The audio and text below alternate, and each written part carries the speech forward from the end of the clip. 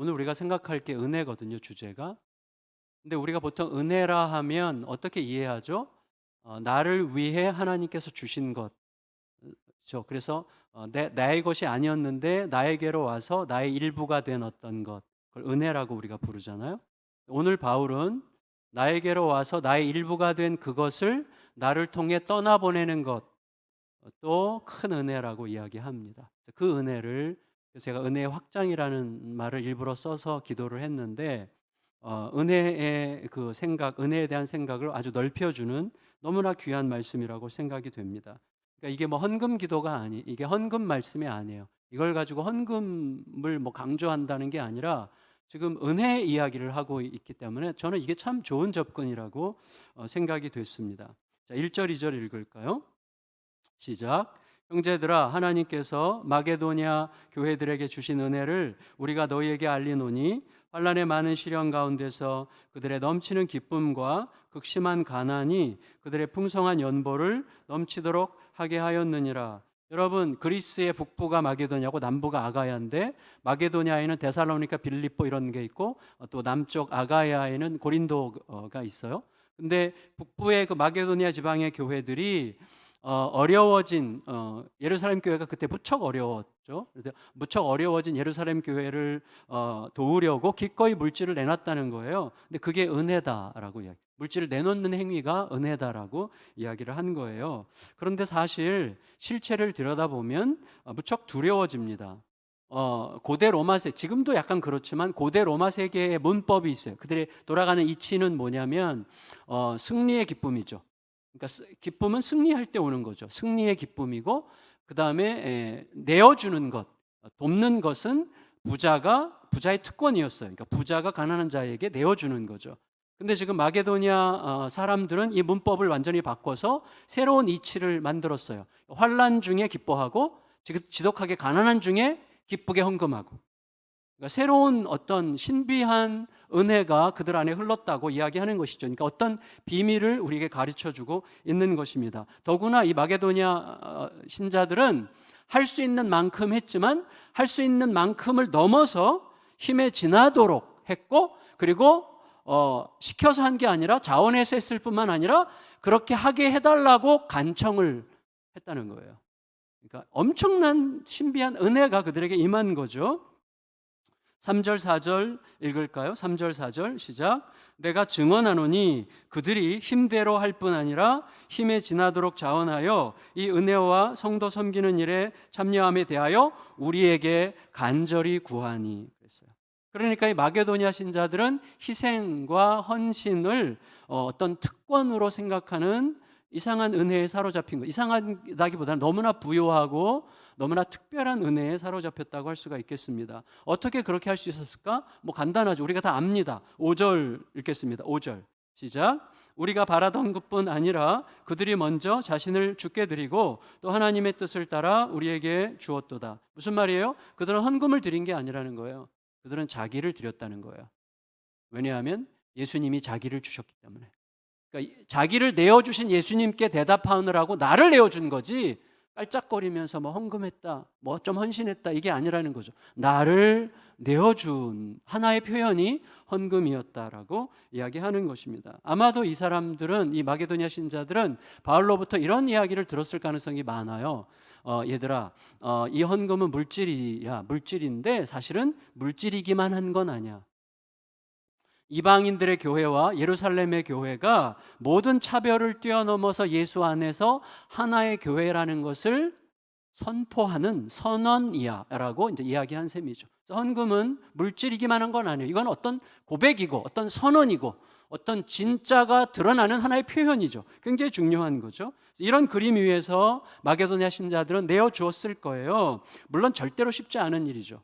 저의 개인적인 표현이지만 예를 들어서 이제 분리개척을 오늘 하는데 이제 다음 주부터 가는 분들이 계시고 이제 남아서 보내는 분들이 계신데 성도님들과는 저는 좀 다른 느낌일 것 같아요. 왜냐하면 저는 지금까지 교육전도사부터 지금까지 제가 25살부터 시작했으니까 35년을 교역자 생활을 했는데 35년 동안 7개 교회를 제가 떠났더라고요.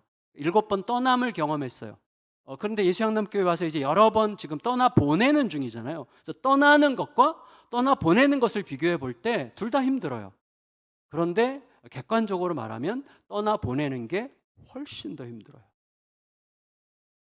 떠나는 것은 물론 새롭게 적응하고 모험해야 되기도 하지만 일단 기대가 있어요. 설레임이 있어요. 새로운 뭔가를 도전해보고 싶은 뭔가가 있기 때문에 이걸로 이제 좀 이겨낼 수 있어요.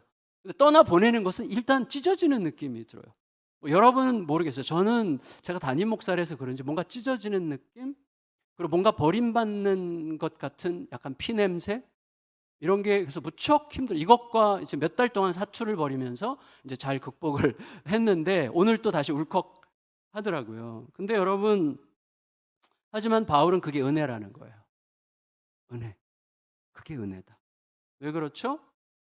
그게 바로 뭐 어떤 종류의 힘겨움이라고 해도 모든 종류의 힘겨움을 감당할 수 있을 만큼 위대하고 아름다우신 주님을 만났다는 증거니까. 그래서 은혜죠. 어떤 어려움도 괜찮아. 주님의 뜻이라면 감당해도 돼. 왜?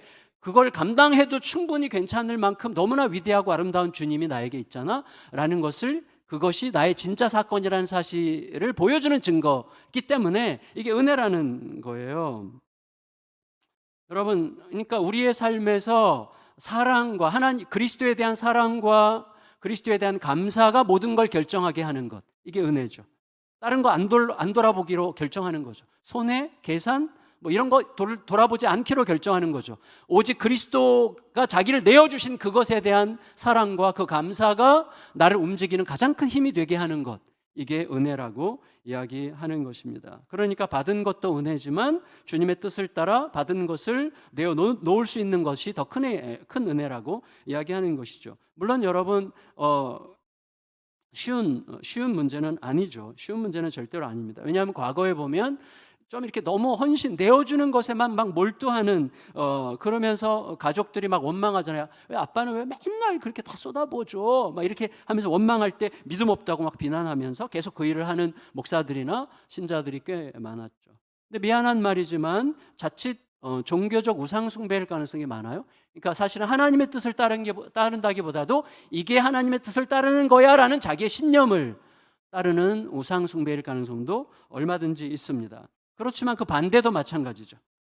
내 가족을 돌보는 게 중요해요. 맞아요, 중요해요. 그런데 그것이 욕심으로 변하죠. 그 욕심에 올인 하느라고 하나님의 마음에 귀 기울일 줄 모르는 것도 일종의 우상 숭배라고 할 수가 있어요. 그러니까 우리는 이걸 알아요. 아무리 물질이 넉넉해도 주님을 신뢰할 수 없으면 헌신하지 못합니다.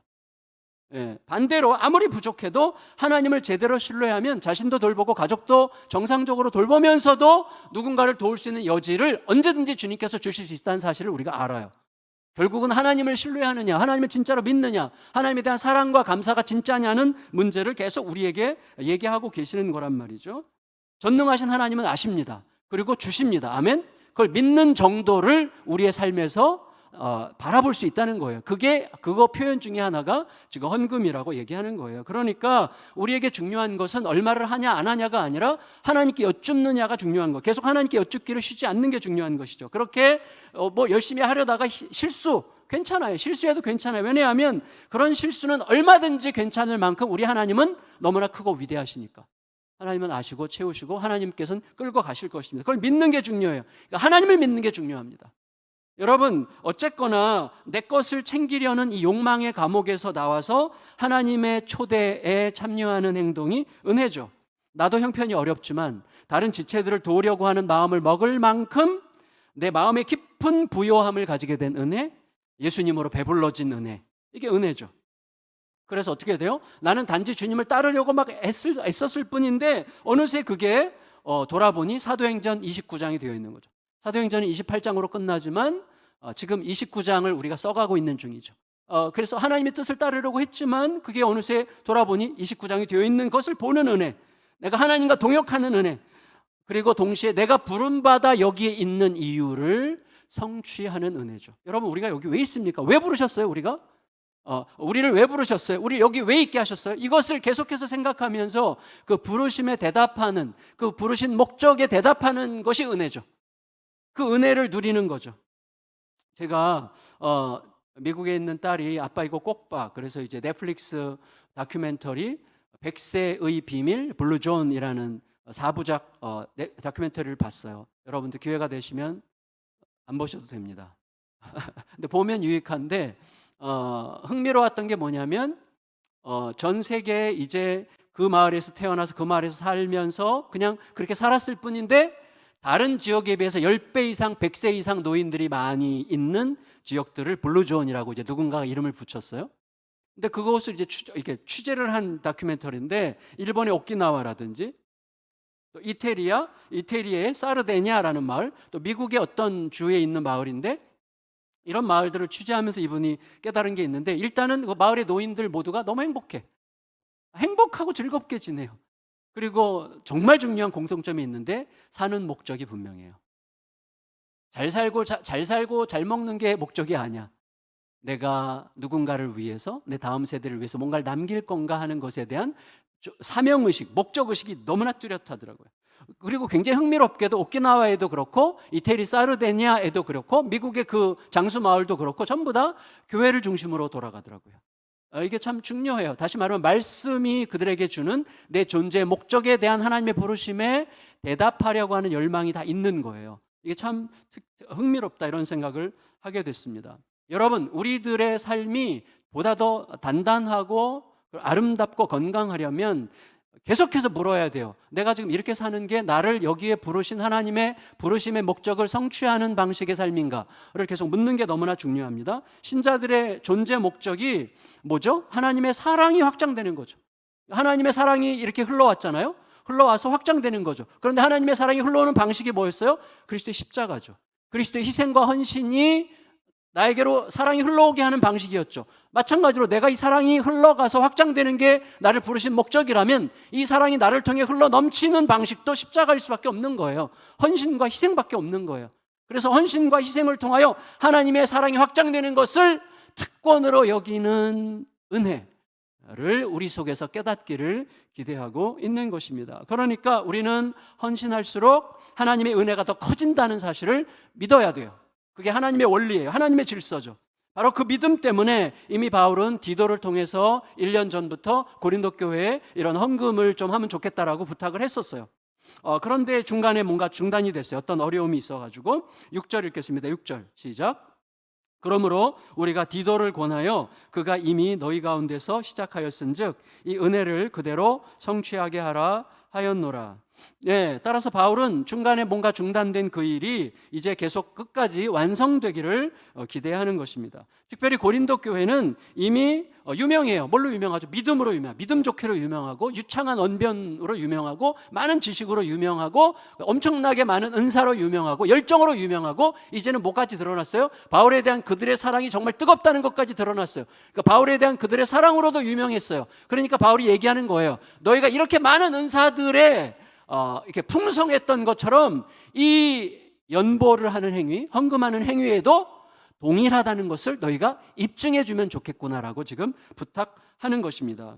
그래서 이러는 거죠.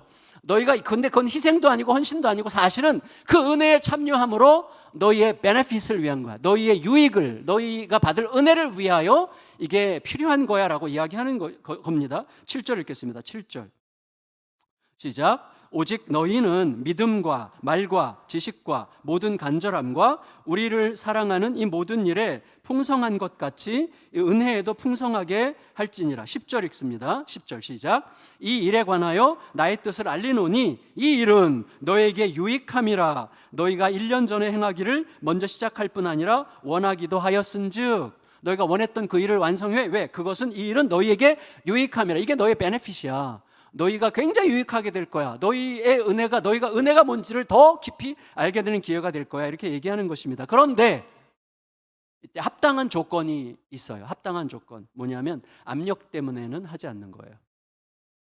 여러분, 압력받아서 하면 안 됩니다.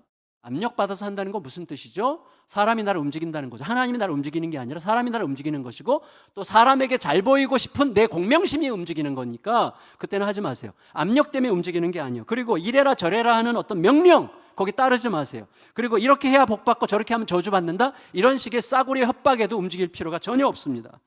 그런데 바울은 그러지 말라 그래요. 억지로 하지 마. 자원에서 해. 그런데 중요한 건 뭐냐면 바울은 이렇게 얘기하면서 훨씬 더 깊은 차원에서 압박해요. 어떻게 압박하냐면 헌금을 하지 않는다는 건 무슨 뜻인지 물어봐. 너 자신에게. 이렇게 묻는 거예요. 너가 그동안 하나님께 고백해왔던 하나님으로부터 받은 사랑과 하나님을 향한 감사가 진짜였는지 물어봐. 라고 정말 본질적인 압박을 하는 거예요. 그걸 입증해라.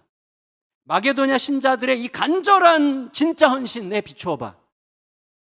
그리고 너희들이 그동안 주님을 향해서 고백했던 주님을 향한 사랑이 말장난이 아니었다는 것을 자발적인 실천으로 입증하면 좋겠구나. 이렇게 얘기하는 거예요. 8절 읽겠습니다.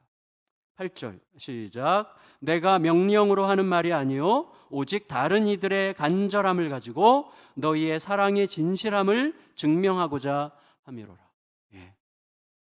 알아요. 우리 친구들끼리 모였을 때 어떤 친구 진짜 5년 10년 만나는데 밥을 한 번도 안 사는 친구가 있어요. 밥을 한 번도 안 사. 그럼 친구들이 다 알아. 그 친구 마음이 뭔지. 말을 어떻게 하든 상관이 없어요. 우리가 물질을 쓰는 방식을 보면 금방 알죠. 사람을 알죠. 물론 정말 어려워서 못 쓰는 친구도 있지만 아니에요. 마음이 있는 친구는 어려운 중에도 아니야, 이번엔 내가 낼게. 예, 그러죠. 예, 좀 약간 예민한 주제를 다뤘는데 그런 거예요. 야, 마게도냐 신자들의 진짜 헌신 봐. 뭐라고 그랬어요? 그래서 지금 다른 이들의 간절함을 가지고 내가 호소한다. 마게도냐 교인들을 얘기하는 거예요. 그들이 지금 이렇게 했는데 그러면 너희가 그동안 주님을 향해서 사랑의 고백을 했는데 그게 말장난이 아니었다는 것을 좀 보여주면 좋겠구나, 자발적으로 이렇게 얘기하는 거예요. 근데 이때 꼭 기억해야 될 게 있는데 뭐냐면 하나님이 누구시냐 하는 거예요. 하나님이 누구시냐? 하나님은 너희가 자원해서 할 수 있는 것만 받으시는 하나님이라는 거예요. 그러니까 하나님이 뭘 못하라 요구해. 하나님이 다 가지고 계시고 하나님 모든 것의 주인이신데 하나님께서 못하라 하라고 하시는 거예요. 의미가 없잖아요. 모든 걸 가진 분이 하라고 하시는 이유는 하게 하는 것을 통해서 그의 유익을 위해서 명령하시는 거지 하나님 뭐 잘 먹고 잘 살려고 요청하는 게 아니라는 거죠. 그러니까 하나님은 자원해서 할 수 있는 것만 받으시는 하나님인데 그분을 따르라는 거예요. 11절 12절 읽겠습니다. 11절 12절 시작. 이제는 하던 일을 성취할지니 마음에 원하던 것과 같이 완성하되 있는 대로 하라. 할 마음만 있으면 있는 대로 받으실 터요 없는 것은 받지 아니하시리라. 하나님은요 없는 것을 내놓으라고 하시는 분이 아니시죠. 다만 이런 거죠. 있으면서도 없는 척 한다든지 있으면서도 없다고 생각하고 싶어하는 사람들로 하여금 마음을 살펴보게 하시는 거죠. 내가 과연 하나님을 믿는 게 맞는지, 하나님을 믿는 건지 하나님이 주신 것을 믿고 있는 건지. 여러분, 우리는 하나님이 주신 것을 붙들고 사는 자들이 아니라 그걸 주신 하나님을 붙들고 사는 자들이죠. 이게 항상 바뀌어요. 항상 바뀌어요, 이게. 그래서 무서운 거예요. 하나님이 주신 것 가지고 사는 자들이 아니라 그걸 주신 하나님을 붙들고 사는 자들이어야만 하는 것이죠. 그래서 여러분, 있으면서도 없다고 생각하려고 하는 사람들로 하여금 자기를 살펴서 자기가 과연 하나님을 믿는 건지를 묻게 하시는 분이시죠. 동시에 이런 거죠. 나는 진짜 할 수 없는 형편이야. 진짜 누가 봐도 내가 봐도 진짜 할 수 없는 형편인데 하나님은 자꾸 하라는 감동을 주실 때가 있단 말이죠. 그때는 뭐예요? 사르밧 과부가 되보라는 사인이죠. 사르밧 과부 아시잖아요. 기근에 음식이 다 없고 이제 마지막 한 줌 음식 남아서 그거 해먹고 아들이랑 같이 죽을 날 기다리려고 마지막 음식으로 요리하려고 하는데 엘리야를 보내가지고 그 음식 놔줘. 이렇게 말하게 하시는 너무나 짓궂은, 너무나 어떻게 보면 잔혹한 하나님이시죠. 그건 뭐예요? 그 자매를 괴롭히려고 하는 게 아니라 사르밧 과부의 유익을 위해서죠. 내 자매가 이 내 필요보다도 하나님의 말씀이 더 우선이라는 사실을 깨달았는지 어쩔지 모르겠지만 그대로 순종했을 때 그 집에서 음식이 떨어지지 않는 복을 얻게 되는 것이죠. 더 크신 하나님을 경험하게 되는 기회를 주시는 거지 그거 알량한 거 받으라고 내놓으라고 하시는 분이 아니라 더 크고 부유하신 하나님을 누리라는 기회를 주고 계시는 것이죠. 건널 수 없었던 홍해가 갈라지는 걸 보라는 거예요. 나로서는 절대로 할 수 없는 일인데 하라는 감동을 주신다면 할 수 있게 하실 거라는 약속이라는 걸 믿으라는 거예요. 그걸 지금 우리에게 요청하시는 것이죠. 물론 여러분, 자, 음식 마지막 딱 요거 꼴랑 요거 남았어. 이걸 내놓으라고 하는 것, 건널 수 없는 홍해인데 건너라고 하는 것, 이거는요 우리가 행복한 결말을 알 때만 할 수 있을 것처럼 생각하게 되는 어떤 것이지 결말을 모르면 몰라요. 할 수 없어요. 여러분 예를 들어서 마지막 음식 내놨는데 끝이야. 더 이상 생기는 게 없어. 이걸 그냥 굶어 죽었어. 그럴 수도 있잖아요. 홍해를 건너려고 발을 내딛었는데 가서 빠져 죽어가. 그럴 수도 있잖아요. 우리 그럴 수도 있을 것 같아서 못하는 거죠. 그럴 수도 있을 것 같은 나의 의심을 신뢰하고 그렇게 하라는 주의 말씀을 절대 신뢰하지 않는 거죠. 우리는 건널 수 없는 거예요. 내놓을 수 없는 거예요. 여러분, 그래서 그런 상황에서도 순종할 수 있다면 길은 하나뿐이에요. 뭐죠? 이미 하나님이 나를 위해 당신의 모든 걸 내주셨잖아요. 하나님의 아들이 목숨까지 내주셨잖아요. 그게 너에게 진짜라면 이라고 물으라고 하는 거죠. 그걸 기억하는 거예요. 그걸 기억해요. 날 위해 목숨을 내놓으시고 다시 사신 예수님이 지금 나의 진짜 현실이라는 사실을 믿을 때만 할 수 있는 행동들이죠. 그때 사르밧과부가 될 수 있고 홍해에 발을 내딜 수가 있는 거죠. 9절에서 그래서 이렇게 얘기합니다. 9절 읽겠습니다. 시작. 우리 주 예수 그리스도의 은혜를 너희가 알거니와 부요하시니로서 너희를 위하여 가난하게 되심은 그의 가난함으로 말미암아 너희를 부요하게 하려 하심이라. 당신의 부요함을 나에게 주시고 나의 가난함을 가져가시고 나의 죄를 가져가시고 당신의 의를 주시고 나의 죽음을 가져가시고 당신의 생명을 주신 그 예수 그리스도의 은혜의 사건이 나에게 지금 진짜라면 우리는 굉장히 다르게 살아갈 수 있다는 사실을 잊지 말라고 요청하고 있는 것입니다. 헌금 얘기하는 게 아니에요. 그리스도의 은혜가 너희에게 사실인지를 물으라는 이야기를 하고 있는 것이죠. 여러분, 만물의 주인이 자기 자신을 내주어서 가난하게 되심으로 결국 나를 영원하게 부유하게 하셨다. 이 사실이 믿어질 때만 우리는 있는데도 없는 척하지 않을 수 있고 없는 중에도 내놓을 수 있고 그때 하나님의 오르심을 붙들 수가 있다는 것입니다. 여러분, 하나님께서 우리에게 이미 받은 것을 다시 내주라고 하시는 목적은 너무나 분명하죠. 지금도 계속 말씀하고 있는데 하나님으로부터 받은 것이 우리를 책임지는 게 아니라는 사실을 알라는 거죠. 하나님 자신이 책임지신다는 사실을 기억하라는 거죠. 그리고 또 주실 거라는 거죠. 그러니까 걱정하지 말라는 거죠. 기꺼이 따르라는 거죠. 13절에서 15절 읽고 정리할게요. 13절에서 15절 시작. 이는 다른 사람들은 평안하게 하고 너희는 곤고하게 하려는 것이 아니요 균등하게 하려 함이니 이제 너희의 넉넉한 것으로 그들의 부족한 것을 보충함은 후에 그들의 넉넉한 것으로 너희의 부족한 것을 보충하여 균등하게 하려 함이라. 기록된 것 같이 많이 거둔 자도 남지 아니하였고 적게 거둔 자도 모자라지 아니하였느니라. 여러분, 이게 무슨 의미인지 알겠어요? 하나님이 균등케 한다는 게 어떤 뜻인지 알겠어요? 평균케 하려고 하신다 알겠어요. 하지만 엄밀히 말하면 이 땅에서 불가능합니다. 여러분, 절 보세요. 이 땅에서 물질이 균등하게 될 수 있습니까? 불가능합니다. 욕심 때문이기도 하고 현실적인 이유들 때문에 균등해지는 게 불가능해요. 그러니까 이 균등해지는 이것은 이상적이지만 이것을 지나치게 무리하게 현실화시키려고 하다 보니까 왜곡된 이념이 등장하는 거예요. 왜곡된 이념이 등장해서 혁명이 나오고 그런 이념에 휘둘리는 동안에 소수의 독재적인 어떤 그 지배자들만 배부른 공산주의라는 괴물이 나오는 거죠. 하지만 여러분, 그래서 안 돼. 그러니까 자본주의여야 돼 라고 생각한다면 어떻게 돼요? 결국 무한 경쟁과 영원한 차별을 확장하는 승자 독식 천민 자본주의라는 괴물이 또 나오는 거예요. 공산주의도 아니고 자본주의도 아니죠. 그건 답이 아니에요. 답은 예수님밖에 없어요. 진짜로. 어떤 것도, 이 땅의 어떤 정치 체제도 답이 될 수 없습니다. 어떤 것에 의미를 걸 필요가 없어요. 그런 것들이 우리의 구원자가 될 수 없어요. 여러분, 현실적으로 물질이 균등해지는 것은 불가능해요. 하지만 중요한 건 뭡니까? 마음은 균등해질 수 있어요.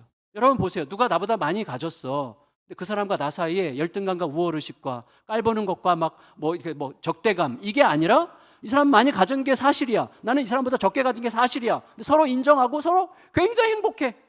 불가능해요? 저는 가능하다고 확신합니다. 예수님이 그걸 가능하게 하신 거예요. 왜? 이 사람이 아무리 많이 가졌어도 내가 가진 예수님보다는 아무것도 아닌 거예요. 예수님 앞에서는 이 사람이 가진 거나 내가 못 가진 거나 아무 차이가 없어요. 이미 영생이 내 거야. 뭐가 그렇게 우리를 열등하게 느끼게 합니까? 아무것도 아닌 거예요. 그게 너희들에게 진짜가 되게 하라는 거예요. 이게 균등함이에요. 균등함. 물질적으로 균등해지는 것은 불가능해요. 하지만 마음은 얼마든지 가능하게 하셨어요. 예수 그리스도의 은혜가. 여러분, 가진 자가 이런 거죠. 예수님을 소유하면 어떻게 됩니까? 가진 자가 우월의식을 느끼는 게 가소롭게 느껴지죠. 근데 여러분, 내가 가지지 못한 자로서 그를 가소롭게 느끼는 게 아니에요. 그거는 적대감이죠. 내가 가진 자로서, 내가 가진 자인데 내가 나도 모르게 자꾸 가지지 못한 자를 우습게 생각해 하려고 그래. 그게 가소롭게 느껴져야 돼요. 미쳤구나 도대체. 진짜 가소롭게도 나까짓 게 뭐라고, 내가 가진 게 좀 이게 도대체 뭐라고 이런 쓰레기를 가지고 가지지 못한 사람을 내가 우습게 생각하지? 라고 자기 자신을 스스로 가소롭게 여기게 될 때 마음의 균등함이 생기는 거예요. 근데 어떻게 가소롭게 여길 수 있습니까? 예수의 영광 앞에 비춰보는 거죠.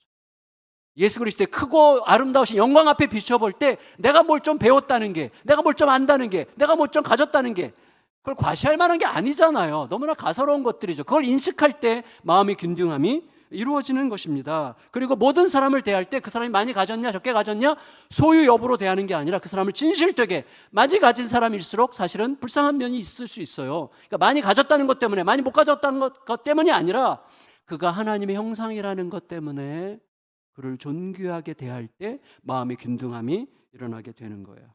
여러분, 제가 지난번에 한번 누구 소개하면서 그런 얘기했죠. 덩치가 산만한 친구인데 그 옆에서 나란히 함께 이제 호수 주변 막 이런 데 걸을 때가 가끔 있는데 그러면 저 같은 사람은 몸과 마음이 쪼그라들 가능성이 무척 많아요. 너무 막 덩치가 산만한 사람 옆에서 걸으니까. 그 사람과, 그렇지만 분명한 건 뭐예요? 그 사람과 내가 몸집을 똑같게 할 수는 없어. 이거 불가능한 거예요. 그건 불가능한 걸 우리가 이루려고 하면 안 돼요. 물리적으로 우리 똑같게 만들 수 없어요. 우리가 다 다르게, 하나님이 다르게 만드셨는데 우리가 왜 똑같이 하려고 합니까? 그러면 안 돼요. 하지만 덩치가 큰 사람이 어떤 마음가짐을 가지고 나랑 걷느냐에 따라서, 내가 어떤 마음가짐을 가지고 그와 함께 걷느냐에 따라서 우리는 똑같은 덩치로 걷는 셈이 될 수 있어요.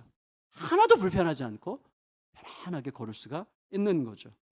여러분, 바울은 다시 말씀드리지만 물질을 완전히 공평하게 하라는 게 아니에요. 만일에 그랬다면 마게도냐 교인들이 그토록 어렵고 지독하게 가난한 처지에서 헌금을 하겠다고 했을 때 말렸어야죠. 야, 미쳤어? 지금 너도 죽을 것 같은데 그만, 너 절제해. 이렇게 했어야 되는데 바울은 고맙게 생각하죠. 왜? 그게 그들의 받을 은혜고 복이고 채워주실 하나님을 믿고 있기 때문에 은혜라고 생각하니까 말리지 않는 거죠. 다시 말하면 뭡니까? 물질이기만 하다면 말렸을 거예요. 물질은 물질이기만 한 게 아니죠. 여러분, 물질이기만 하다면, 물질을 물질로만 보는 사람은 교만해질 수 있고, 물질을 물질로만 보는 사람은 탐욕스러워질 수 있고, 물질을 물질로만 보는 사람은 누구를 주눅들게 할 수도 있고 나를 스스로 주눅들게 할 수도 있어요. 그렇지만 물질이 물질이기만 하지 않을 때 그건 우리의 마음을 편균케 할 수 있는 거예요. 무슨 말이냐면 철학자 중에 베르자예프라는 철학자가 있는데 이분이 이렇게 얘기했어요.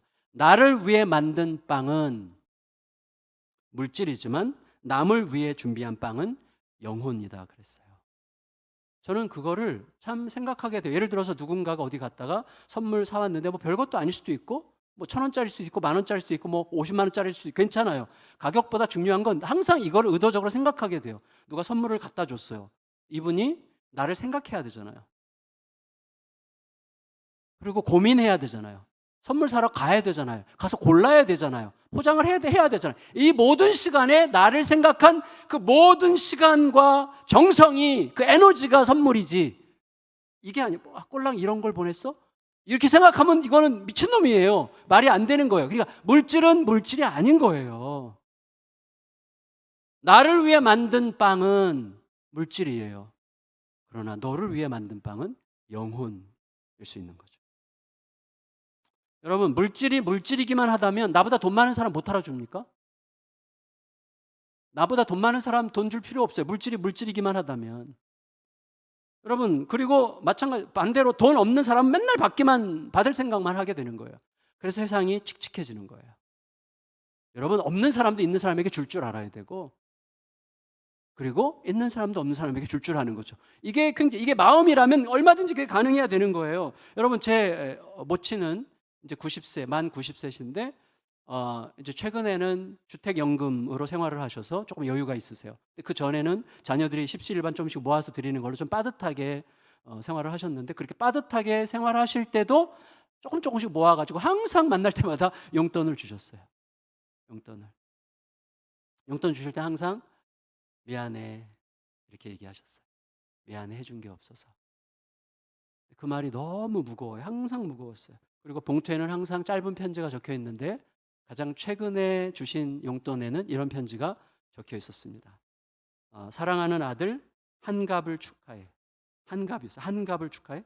맡은 사역 잘 감당하여. 제가 갑신이라서 그런지 잘 감당하여 참 고마워. 항상 건강하기 바래. 레도 좀 틀렸는데 1930년대 말에 초등학교를 다닌 그 실력이 반영되어 있는 이 글씨가 너무나 위력적이에요. 저는 이 조금씩 틀리는 게 너무 좋아. 저는 어머니가 주신 봉투를 한 개도 안 버렸어요. 그걸 볼 때마다 울컥울컥하고 뭉클뭉클하고 너무 행복해요. 여러분, 위력이죠, 위력. 객관적으로는 저희 어머니보다 제가 좀 더 형편이 날 거예요, 아마도. 그런데 어머니는 항상 용돈을 주시죠. 여러분, 그건 뭐예요? 그건 돈이 아니잖아요, 돈이. 너무나 짠하지만 내가 이렇게 값없이 받아도 되는 관계 속에 함께 있다는 것을 발견하는 기쁨이에요. 그 영광이에요. 그걸 즐거워하는 거죠. 그래서 제가 저는 가끔씩 저보다 훨씬 잘 사는 사람에게 용돈을 줄 때가 있어요. 기대하세요. 제가 사용하는 물질은, 우리가 사용하는 물질의 비중이 있잖아요. 물질의 비중은 우리들의 마음과 비례해요. 마음과 비례해. 누구도 부인할 수 없는 진실이에요. 하나님이 더 잘 아세요. 여러분 보세요. 우리가 얼마 전에 큐티 본문인데 큐티 할 때 어떻게 됐어요? 자, 하나님은 애굽의 장자들을 다 죽이시고 이스라엘 백성들을 구원하셨죠. 다시 말하면 애굽의 장자들의 값을 치르고 이스라엘을 얻으신 거예요. 그렇죠? 그러니까 이스라엘은 하나님 거죠. 값을 치렀으니까. 그렇죠. 근데 이스라엘을 얻으셨는데 이스라엘을 대신해서 이스라엘 장자들을 자기 소유로 삼으시죠.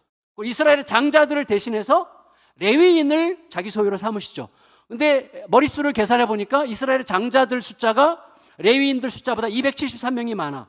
지난 주간의 큐티 본문이죠.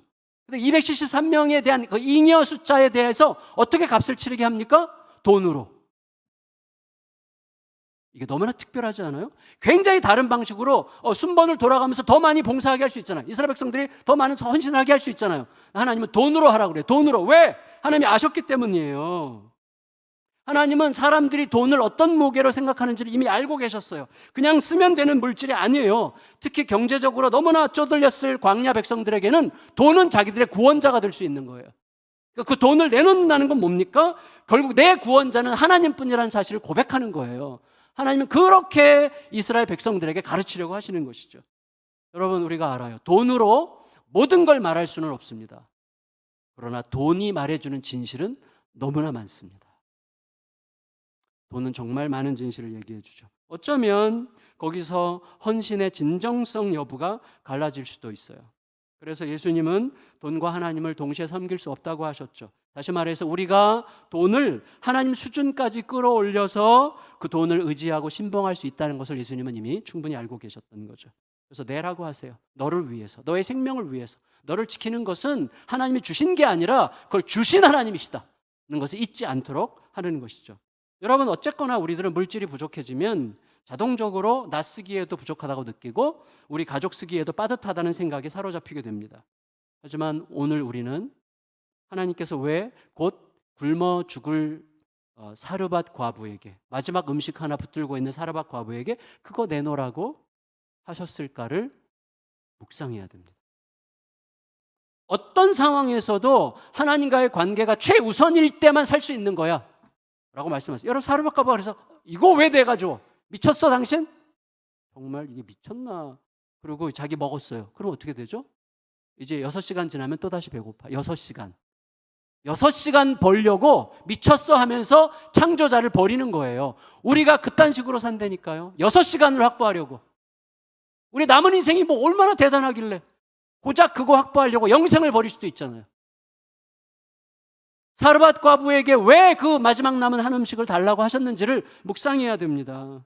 어떤 상황에서도 하나님과의 관계가 최우선일 때만 우리는 살 수 있어요. 하나님이 주시는 걸로 사는 게 아니라 주신 하나님과 함께 사는 거예요. 하지만 물질에 갇혀서 물질을 위해서 하나님을 이용하게 되면 물질이 채워지지 않을 때는 하나님과 멀어지게 됩니다.